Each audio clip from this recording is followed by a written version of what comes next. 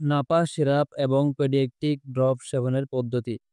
Paediatric drop সেবনের পদ্ধতি 0 থেকে 3 মাস বয়সী শিশুদের ক্ষেত্রে 0.5 মিলি দৈনিক 3 থেকে 4 বার সেবন করতে হবে।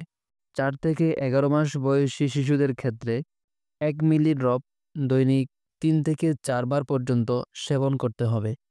1 থেকে 2 বছর বয়সী শিশুদের ক্ষেত্রে 1.5 মিলি ড্রপস দৈনিক 3 থেকে 4 বার সেবন করতে হবে।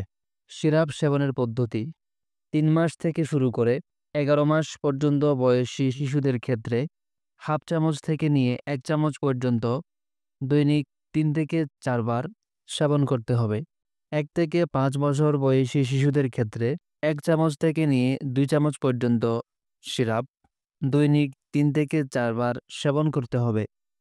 6 থেকে 12 বছর বয়সী শিশুদের ক্ষেত্রে 2 থেকে 4 চামচ সিরাপ দৈনিক 3 থেকে 4 বার সেবন করতে হবে।